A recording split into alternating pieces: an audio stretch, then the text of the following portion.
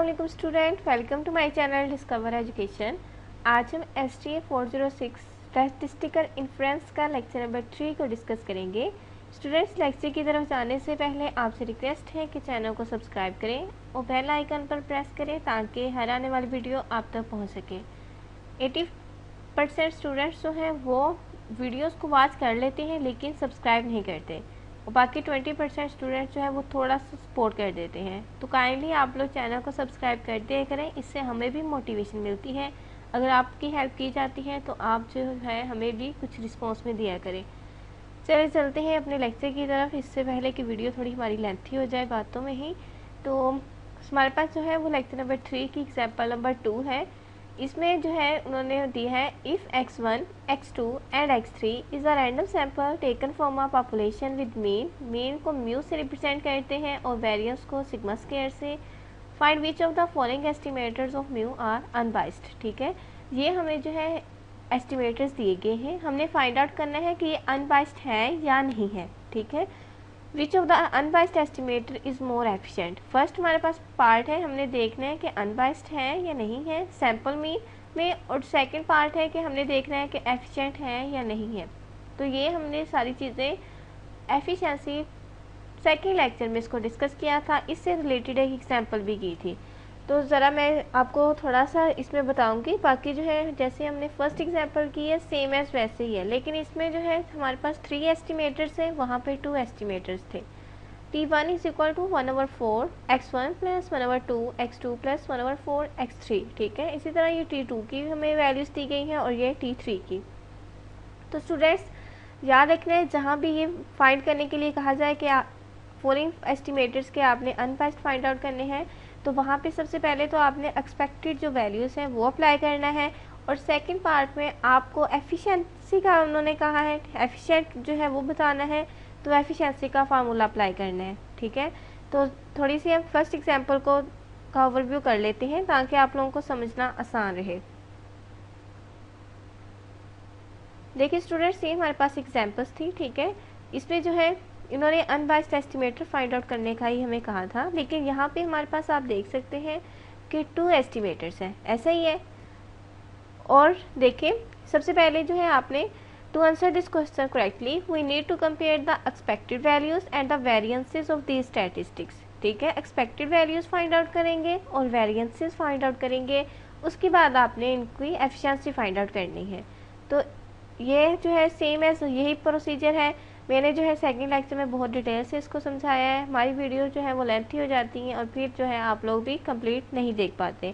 तो अगर आप मेरा सेकंड लेक्चर सुन लेंगे तो आपको जो है ये एग्जाम्पल भी करने की ज़रूरत नहीं पड़ेगी, आपको आप फ़ौरन समझ आ जाएगी। ठीक है, मैंने आपको बता दिया है कि सबसे पहले आप एक्सपेक्टेड वैल्यूज़ को अप्लाई करेंगे तीनों एस्टिमेटर्स पर, उसके बाद आप लोगों ने वेरिएंस को अप्लाई करना है, और फिर आपने जो है वो थर्ड स्टेप इनकी एफिशिएंसी फाइंड आउट कर लेनी है। आई होप इसकी आपको समझ आ गई होगी। आप सेकंड लेक्चर को तब तक वीडियो नहीं देखेंगे आपको इसकी समझ नहीं आएगी। तो स्टूडेंट्स, अब हमारे पास है एग्जांपल नंबर 3। इसमें भी आपने सेम एज अनबाइस्ड एस्टिमेटर को फाइंड आउट करना है। उसके लिए आप एक्सपेक्टेड वैल्यू सबसे पहले फाइंड आउट करेंगे, फिर वेरिएंस, और उसके बाद आपने एफिशिएंसी फाइंड आउट करनी है। ठीक है स्टूडेंट्स, लेकिन मैं आपको ये करवा देती हूँ ताकि आपकी सारी कन्फ्यूजन्स क्लियर हो जाए। तो चलते हैं एग्जाम्पल की तरफ। Based on a random sample of 100 observations, 100 observations का मतलब है कि n हमारे पास 100 है, taken from a normal distribution. ठीक है, कंसीडर 2 एस्टिमेटर्स, 2 एस्टिमेटर्स है हमारे पास। एक है x⁴1 जो कि हमारे पास इक्वल है 1/100 समीशन 100 xi, जहाँ पे जो 100 रिप्रेजेंट कर रहा है ये n को रिप्रेजेंट कर रहा है, और जो सेकेंड एस्टिमेटर है x⁴2 is equal to 1/90 summation 90 जो है यहाँ पे n है और xi। उसने कहा कि here x1 bar is the mean of all observations varies x⁴2 is the mean of first 90 observations. ठीक है, जो x⁴2 है ये हमारे पास 90 ऑब्जर्वेशंस हैं, क्योंकि n यहाँ पे 90 रिप्रेजेंट किया गया है x⁴2 का। फर्स्ट हमारे पास इसमें पार्ट है, उसने कहा कि आपने फाइंड आउट करना है कि ये दोनों एस्टिमेटर्स अनबाइस्डनेस है या नहीं है। ठीक है, और सेकंड पार्ट में अगर ये अनबाइस्ड है तो इसकी एफिशिएंसी फाइंड आउट करनी है। What is the efficiency of x⁴2 relative to x⁴1, यानी किसके रिलेटिव होगा, x बार 1 के। तो ये भी थोड़ा अपने माइंड में रखना, क्योंकि जब हम ये एग्जाम्पल को सॉल्व करेंगे तो एफिशिएंसी का फार्मूला अप्लाई करते हुए ये माइंड में रखना पड़ेगा कि किसके रिलेटिव है उसको हमने ऊपर रखना है और किसको नीचे। ठीक है स्टूडेंट्स, चलते हैं इसके सॉल्यूशन की तरफ। इसमें आप देख सकते हैं कि हमारे पास जो अनबाइस्ड एस्टिमेटर्स जिनको फाइंड आउट करना था वो राइट कर लिए गए हैं। x1 है, ठीक है, और ये हमारे पास x2 है जो कि एग्जाम्पल में गिवन है, अभी मैंने आपको बताया है। अब इनकी हमने अनबाइस्डनेस चेक करनी है। तो सबसे पहले आपने एक्सपेक्टेड वैल्यूज़ को अप्लाई करना है, यानी आप राइट करेंगे ई एक्स बार 1, क्योंकि फर्स्ट एस्टिमेटर का कर रहे हैं इसलिए ये अप्लाई करेंगे, is equal to E expected होगा वैल्यू आप यहाँ पे पुट कर देंगे जो कि ये दी गई है। ठीक है, उसके बाद आपने क्या करना है, 1/100 यहाँ से बाहर निकालेंगे और जो एक्सपेक्टेड वैल्यू है ई को आप इस इक्वेशन के साथ मल्टीप्लाई कर देंगे। ठीक है, जैसे ही हम इसके साथ मल्टीप्लाई करेंगे तो ये आपके पास ई एक्स आई बन जाएगा। तो स्टूडेंट्स आपने ये चीज़ याद रखनी है, मैंने आपको फर्स्ट लेक्चर से बताती आ रही हूँ, सेकेंड लेक्चर में मैंने काफ़ी बार रिपीट किया है। हमारे पास जो है वो ई एक्स इक्वल होता है म्यू के, लेकिन जो हमारे पास वेरियंस एक्स होता है वो सिग्मा स्क्वायर के इक्वल होता है।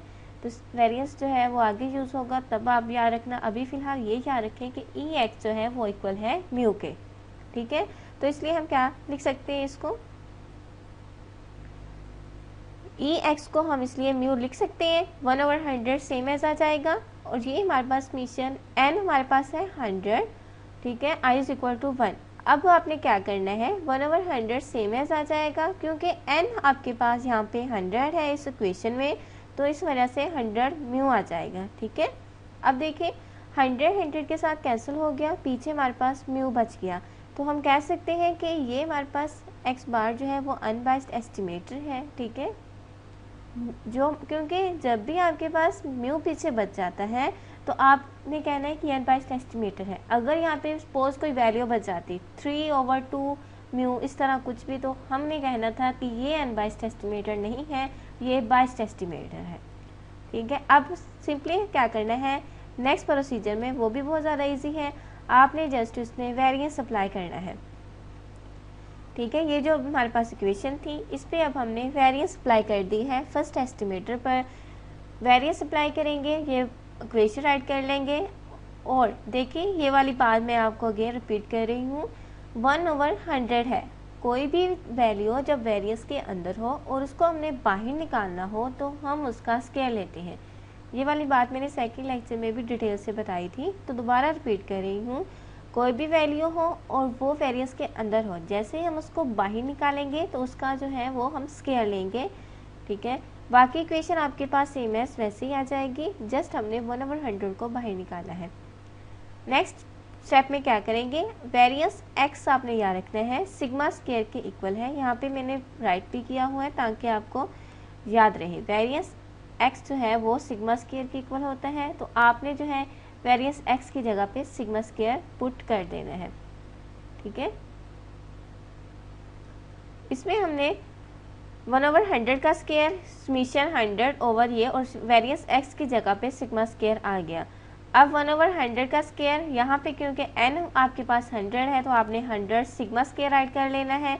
100 से कैंसिल, 100 से कैंसिल हो जाएगा, पीछे 1/100 सिग्मा स्क्वायर बच जाएगा। ठीक है, तो अब हमने ये जो है वो फर्स्ट एस्टिमेटर का वेरिएंस फाइंड आउट किया है। इसी तरह सेकंड एस्टिमेटर की जो वैल्यू है उसका आपने वेरिएंस फाइंड आउट करना है, यानी वेरिएंस अप्लाई करेंगे, वो वैल्यू पुट कर लेंगे जो कि सेकंड एस्टिमेटर की है आपके पास। सेकंड एस्टिमेटर की वैल्यू जो है ये देखें, पहले हमने इस वैल्यू का जो है वो वेरिएंस फाइंड आउट किया है, अब हमने इस वैल्यू का फाइंड आउट करना है, यानी जो हमारे पास सेकंड एस्टिमेटर है उसका हमने फाइंड आउट करना है। ठीक है, मेरी कोशिश होती है कि आपका जो कोई भी पॉइंट मिस ना हो, अच्छे से समझ आ जाए।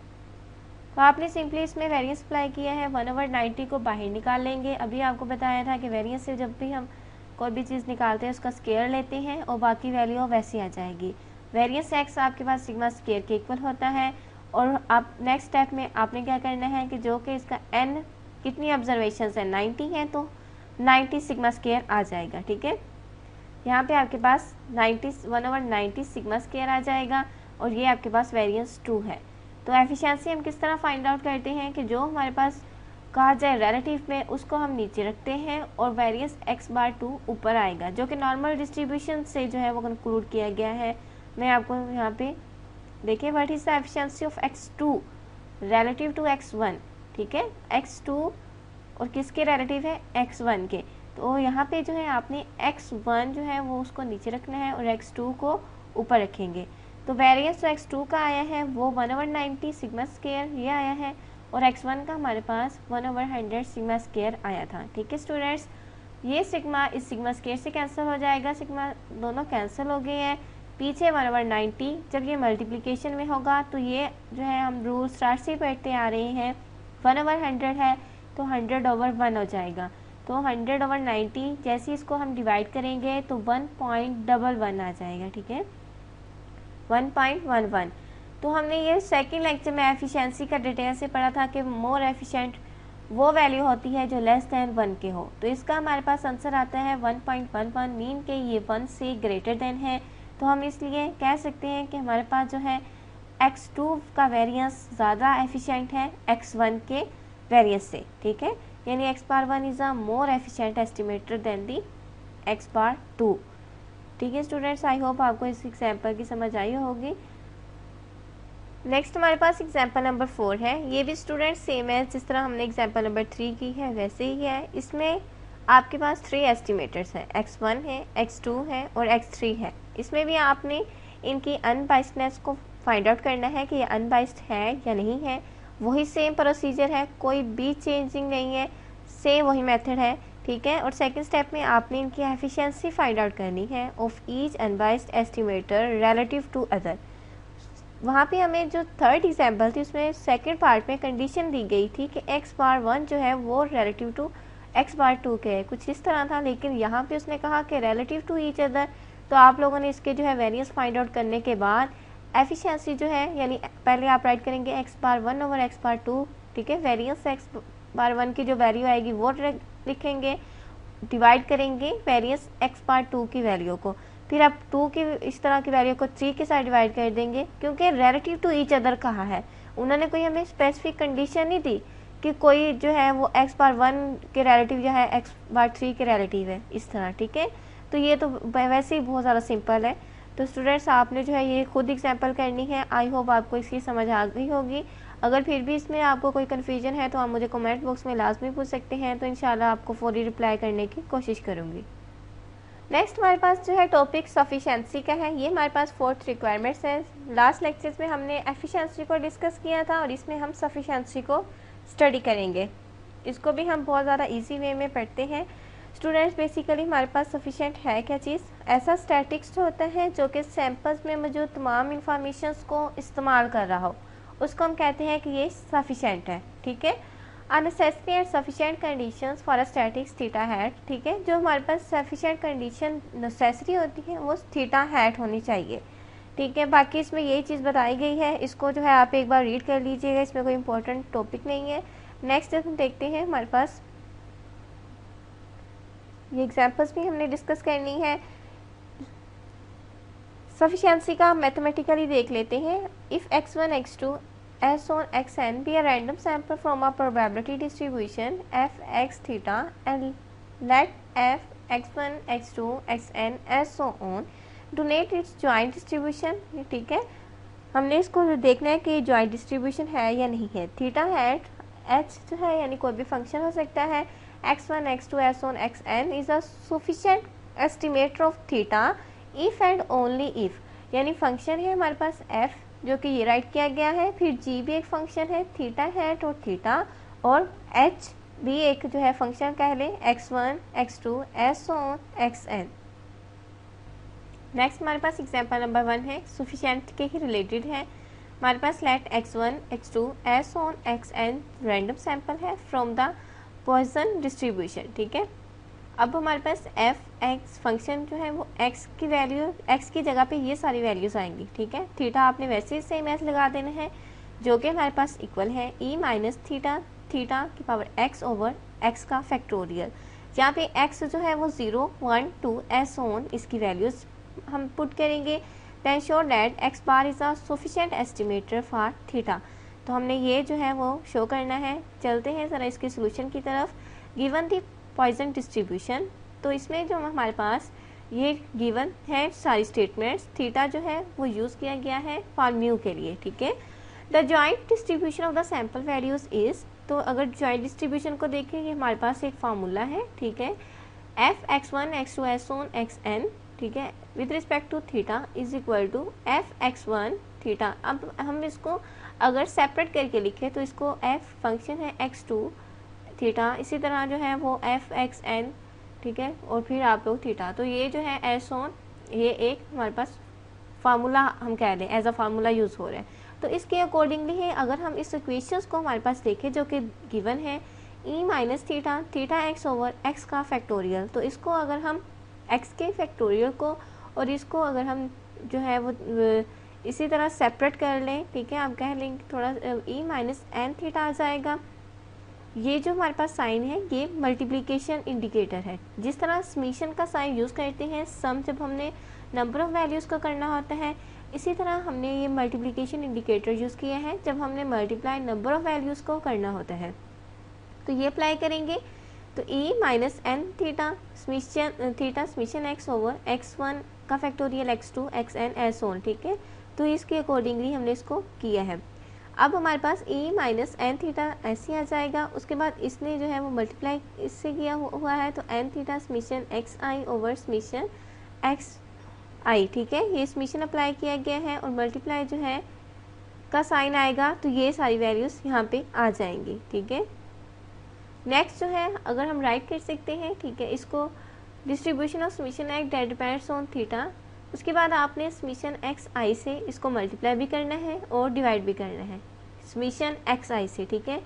Function not depending on theta, we see all the joint distribution has been split into two functions. इसको टू फंक्शंस में इस तरह स्प्लिट कर देना है, क्योंकि जब आप समीशन एक्स आई से डिवाइड और मल्टीप्लाई करेंगे तो ये दो फंक्शंस में स्प्लिट हो जाएगा, विच सेटिस्फाई द फैक्टोराइजेशन क्राइटेरियन, ठीक है। और summation x I is a sufficient estimator for theta, तो ये जो है वो शो करता है सफिशिएंट एस्टिमेटर है थीटा का। और ये जो हमारे पास आती है x bar is equal to summation x over n, ये आपको पता है कि मीन का फार्मूला है also sufficient estimator as any function of sufficient estimator is also a sufficient estimator, ठीक है। तो ये जो है आप जो हमारे पास नीचे दी गई है, ये आप जो है क्विज के हवाले से इम्पोर्टेंट है कि ये भी सफिशिएंट एस्टिमेटर है किसी भी फंक्शन के लिए, ठीक है। यहाँ पे ये पॉइंट उन्होंने बताने की कोशिश की है कि अगर हमारे पास एक्स बार सफिशिएंट है तो इसका जो हर फंक्शन है, ठीक है, वो भी सफिशिएंट एस्टिमेटर होगा, ठीक है। और बाकी जो है ये मैंने आपको एग्जांपल बता दी है, समझा दी है कैसे की है। नेक्स्ट हमारे पास जो है वो एक और एग्जांपल दी गई है, एग्जांपल नंबर 2। इसको आप खुद करने की कोशिश कीजिएगा, सेम एज वैसे ही करनी है, ठीक है। आपने जो हमारे पास मैंने आपको बताया कि हम फार्मूला कह लें, वो जो है उसके आपने अकॉर्डिंगली इसको जो सेपरेट करना है, इस पर मल्टीप्लिकेशन का जो इंडिकेटर है वो यूज़ करना है। उसके बाद आपने क्या करना है, इसको किसी भी एक वैल्यू से जिस तरह समीशन एक्स आई है उसके साथ मल्टीप्लाई भी और डिवाइड भी कर देंगे, ठीक है। डिवाइड करने के बाद आपके पास जो भी आएगा तो आप जो है वो इसका आंसर लिख के कह देंगे कि summation x I is a sufficient estimator of P, ठीक है। लेकिन यहाँ पे जो है वो बर्नौली डिस्ट्रीब्यूशन दी गई है, ये भी बात याद रखिएगा। वहाँ पे हमारे पास जो है वो परसेंट डिस्ट्रीब्यूशन था, तो ये वाली थोड़ी सी उन्होंने कन्फ्यूजन क्रिएट करने के लिए किया है। तो स्टूडेंट्स आज का लेक्चर यहाँ पे होता है एंड। उम्मीद है समझ आई होगी। वीडियो को लाइक जरूर करें, चैनल को सब्सक्राइब करें। मिलते हैं नेक्स्ट लेक्चर में, तब तक मुझे दीजिए इजाज़त। अल्लाह हाफिज़।